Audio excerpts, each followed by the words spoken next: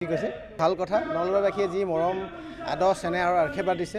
আমি বিলাসিতা অসমৰ তৰফৰ পৰা প্ৰত্যেকজন আমাৰ শুভাকাংক্ষীক ইয়াৰ পৰা আমি তেওঁলোকৰ শ্ৰীচৰণত প্ৰণিপাত জনাইছোঁ তেওঁলোকে দিয়া সাহসৰ কাৰণে ধন্যবাদ জ্ঞাপন কৰিছোঁ ইতিমধ্যে আপোনালোকে গম পাইছে যে অসমীয়া জাতিটো একত্ৰিত হোৱাৰ ক্ষেত্ৰত বিলাসিতা অসমে শদিয়াৰ পৰা ধুবুৰীলৈকে এটা ৰূপৰেখা তৈয়াৰ কৰিছে যাৰ ফলশ্ৰুতিত বৰ্তমান সময়ত আমি অসমীয়াই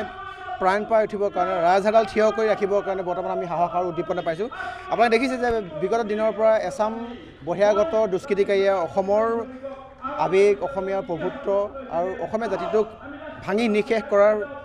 কুচক্ৰান্ত আৰু পৰিকল্পনা কৰিছে গতিকে বিলাসিতা অসমে এনেকুৱা ধৰণৰ অপশক্তি কেতিয়াও কোনো কাৰণত জাগিবলৈ দিয়া নাই বা জীয়াই থাকিবলৈ দিয়া নাই গতিকে আহি থকা দিনত বিলাসিতা অসমে সমূহ নলবাৰীবাসী বা সমূহ অসমবাসীক লগত লৈ এই জাতীয় জীৱনৰ যিখন যুদ্ধ সক্ৰিয়তা আৰু ঐতিহ্যক ধৰি ৰাখিবৰ কাৰণে চেষ্টা কৰি যাব একদম দৃষ্টান্তমূলক শাস্তি দিব লাগে খাব ভাৰতত খাব অসমত আৰু পাকিস্তানৰ জয়গান গাব এই একদম সাংঘাতিকৈ এটা ৰাষ্ট্ৰদ্ৰোহৰ ৰাষ্ট্ৰবিৰোধী একো মন্তব্য তেনেকুৱা পোকবিলাকক অসম তথা ভাৰতৰ পৰা দলিয়াই পিনে পাকিস্তানত পেলাই দিব লাগে নহ'লে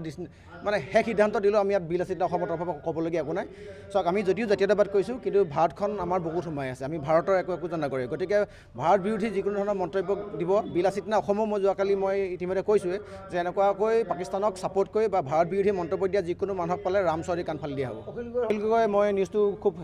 আপুনি কোৱা ধৰণে মই চোৱা হোৱা নাই কাৰণ ব্যস্ততা থকা সাংগঠনিক দিশত আৰু যদি কিবা কাৰণে অখিল গগৈ ডাঙৰীয়াই তেনেকুৱা যদি মন্তব্য দিছে তেখেতে তেনেকুৱা মন্তব্য উঠাই লোৱাটো প্ৰয়োজন আছে এজন জনপ্ৰতিনিধি হিচাপে ধন্যবাদ ঠিক আছে ভাল কথা নলবাৰীবাসীয়ে যি মৰম আদৰ চেনেহ আৰু আশীৰ্বাদ দিছে আমি বিলাসিতা অসমৰ তৰফৰ পৰা প্ৰত্যেকজন আমাৰ শুভাকাংক্ষীক ইয়াৰ পৰা আমি তেওঁলোকৰ শ্ৰীচৰণত প্ৰণিপাত জনাইছোঁ তেওঁলোকে দিয়া সাহসৰ কাৰণে ধন্যবাদ জ্ঞাপন কৰিছোঁ ইতিমধ্যে আপোনালোকে গম পাইছে যে অসমীয়া জাতিটো একত্ৰিত হোৱাৰ ক্ষেত্ৰত বিলাসিতা অসমে শদিয়াৰ পৰা ধুবুৰীলৈকে এটা ৰূপৰেখা তৈয়াৰ কৰিছে যাৰ ফলশ্ৰুতিত বৰ্তমান সময়ত আমি অসমীয়াই প্ৰাণ পাই উঠিবৰ কাৰণে ৰাজহাডাল থিয় কৰি ৰাখিবৰ কাৰণে বৰ্তমান আমি সাহস আৰু উদ্দীপনা পাইছোঁ আপোনালোকে দেখিছে যে বিগত দিনৰ পৰা এছাম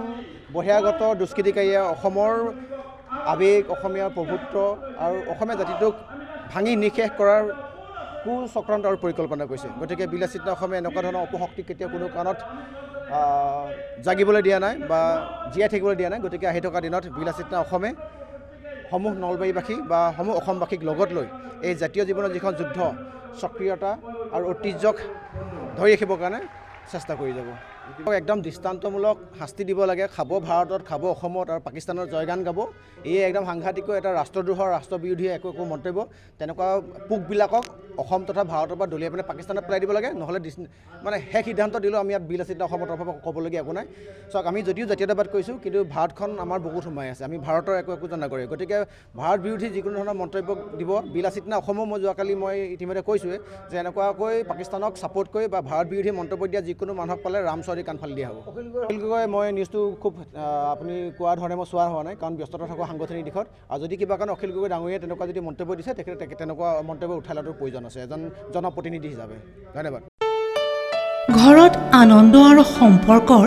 চমক বজাই ৰাখিবলৈ জৰুৰী হৈছে সকলো আনন্দময় মুহূৰ্তত মৰমৰ উপহাৰ দিয়াটো সেইবাবে মধুশ্ৰী জুৱেলাৰ্ছে আনিছে সকলো ৰঙীন ক্ষণৰ বাবে বিশেষ গহনা হীৰাৰে হওক সোণৰে হওক বা ৰূপৰে হওক শ্ৰেষ্ঠ ডিজাইনছ আৰু হলমাৰ্কযুক্ত গহনাই ৰাখে সম্পৰ্কক নিখুঁত তেনেহ'লে আজিয়ে আনক আনন্দ মধুশ্ৰী জুৱেলাৰ্ছৰ সৈতে যোগাযোগ কৰক 7002800341 নাইবা ভিজিট কৰক LNB ৰোড নলবাৰী অসম